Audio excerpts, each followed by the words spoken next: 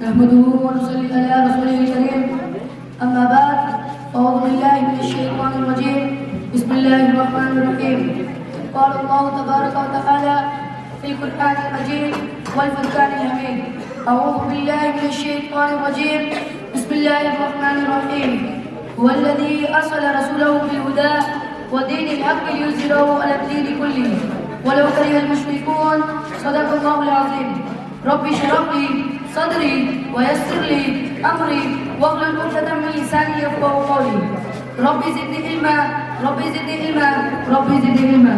معزز اساتذہ کرام اور طلباء کرام اور آنے والے دیگر شرکاء پروگرام، السلام علیکم ورحمۃ اللہ وبرکاتہ.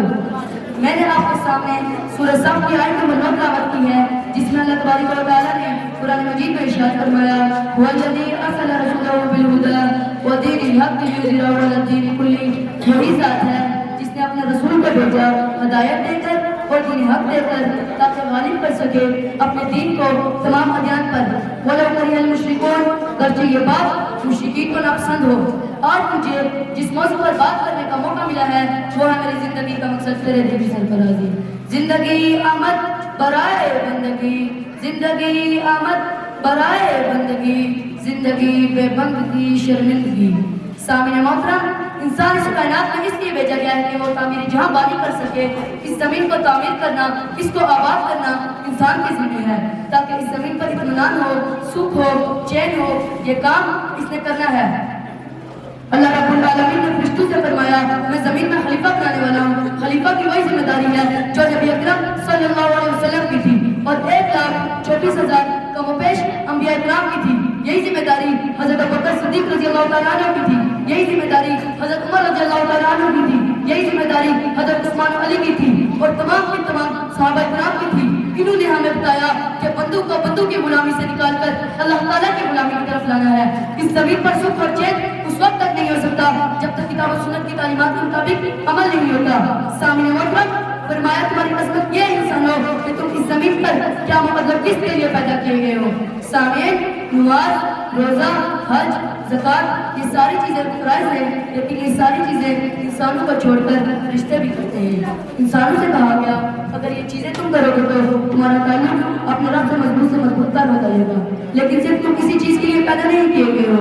اللہ تعالیٰ نے قرآن مجید میں ارشاد فرمایا لَقَدْ أَرْسَلْنَا رُسُلَنَا بِالْبَيِّنَاتِ، ہم نے اس زمین پر انبیاء بھیجے، رسول بھیجے، کتابیں نازل کی، حق و باطل کی نسبت تمیز کرنے والی چیز نازل کی.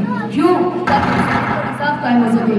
نبی کریم صلی اللہ علیہ وسلم زمین پر انصاف قائم کرنے کے لیے مکہ شریف سے اٹھے تو وہاں کے لوگ آپ صلی اللہ علیہ وسلم کے دشمن بن گئے. ندائے حق زہر کا پیالہ پی کر بھی خاموش نہیں رہتی. ندائے حق صرف لہو جانتا ہے، وہ لہو جو انبیاء نے پیش کیا، آلو سے چیرا گیا، قتل کیے گئے، دربار چھوڑ دیے، سب کچھ قربان کر دیا. وہ لہو جو صحابہ کرام نے پیش کیا، وہ لہو جو امام حسین نے پیش کیا، وہ لہو جو 1940 سے 1947 تک خون مسلم کی صورت میں بہت سلطہ مل رہا تھا. وہ لہو جو 22 لاکھ مہاجروں کی نذرانہ خدائے لم یزل حضور اسلام کا نام پیش کرتے ہیں.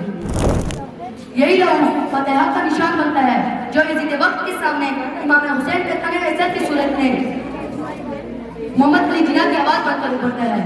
There is no power that can undo Pakistan. کہ اٹھو جھکا دو کسی یزید کا سر. میں آپ کے سامنے ایک اور منظر پیش کرنا چاہتا ہوں. حکومت خانے میں ایک پاکستانی سپاہی مقبول حسین قید ہے. مطالبہ کیا جاتا ہے کہ پاکستان زندہ باد کا نعرہ لگائیں. نعرہ تو لگتا ہے مگر پاکستان زندہ باد کا نہیں، پاکستان زندہ باد کا نعرہ لگتا ہے. زبان کاٹ دی جاتی ہے مگر مقبول زبان کاٹ دی جاتی ہے مگر سپاہی مقبول حسین کی کٹی ہوئی زبان سے لہو کے قطرے ٹپکتے ہوئے جیل کی دیواروں پر پاکستان زندہ باد کا نعرہ نقش کر دیتے ہیں. ہونے دل دے کے نکھارے گے روئے بھر کے گلاب، ہونے دل دے کے نکھارے گے روئے بھر کے گلاب، ہم نے گلشن کے تحفظ کی قسم کھائی ہے. یزید وقت کا سر جھکا لیا جاتا ہے جب کراچی کا بیٹا کیپٹن حسن صدیقی 2 بھارتی ہتھیاروں کو زمین پوز کرتا ہے تو پاکستان میں چائے کا کپ پکڑے ابھینندن یزید وقت کے جھکنے کی گواہی دے رہا ہوتا ہے. سچ تو یہ ہے کہ ہم نے پچھلی 7 دہائیوں میں اپنی لاشوں کا صرف ماتم کیا ہے، کسی کے آگے سر نہیں اٹھایا. امت مسلمہ ससकने लगी। कोई तो उठो जो कश्मीर के बहते लहू के एक एक कतरे का हिसाब मांगो। कोई तो उठो जो फलस्तीन की बेटियों मासूम फूल और खिलियों के जुल्म पर बवेला करे। कोई तो उठो जो यजीद वक्त को ललकारे के लश्कर भी तुम्हारा है, सरदार भी तुम्हारा है, लश्कर भी तुम्हारा है, सरदार भी तुम्हारा है। तुम झूठ को सच लिख दो, अखबार भी तुम्हारा है। इन अंधेरों का जिगर चीर के नूर आएगा, इन अंधेरों का जिगर चीर के नूर आएगा। तुम फिरौन हो तो मूसा भी जरूर आएगा। आप सल्लल्लाहु अलैहि वसल्लम को अगर सिर्फ इबादत करनी होती तो खाना कबा हाजिर था। आप सल्लल्लाहु अलैहि वसल्लम को अगर गुरबा यतीम मिस्कीनों की हिम्मत करनी होती तो किसी को कोई एतराज नहीं था। आप सल्लल्लाहु अलैहि वसल्लम को अगर माल वस्बाब चाहिए होता तो मक्का के सरदार अपना सारा माल आपके कदमों में डालने के लिए तैयार थे। लेकिन आप सल्लल्लाहु अलैहि वसल्लम ने फरमाया इनिल हुक्मु इल्ला लिल्लाह, हुक्म चलेगा, कानून चलेगा तो सिर्फ वहदहु ला शरीक का चलेगा।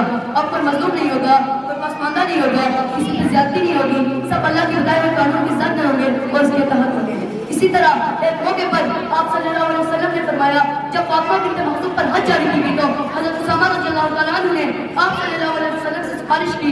सहाबा इकराम के मशवरे से तो आप सल्लल्लाहु अलैहि वसल्लम ने फरमाया बड़े जब गुनाह करते थे तो उन्हें छोड़ दिया जाता था पैसे लेकर, और जब छोटे गुनाह करते थे तो उन पर हज जारी करते थे। कौमें इसीलिए तबाह हुई। अगर आज मोहम्मद की बेटी फातिमा भी चोरी करती तो मोहम्मद उसका भी हाथ काट देते। अकामत दीन और गलबा इस्लाम ही हमारी किस्मत का राज है।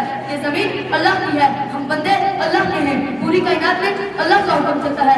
बंदो अपने दरमियान अल्लाह रब्बुल इज्जत का हुक्म चलाओ। अंबिया इसलिए भेजे गए, रसूल इसलिए भेजे गए, किताबें इसलिए नाज़िल की गई। अल्लाह तबारक व तआला ने तुम्हें अपना फरासत इसलिए दी है कि जमीन में अल्लाह का निज़ाम नाफिज करने के लिए कोशिश करो।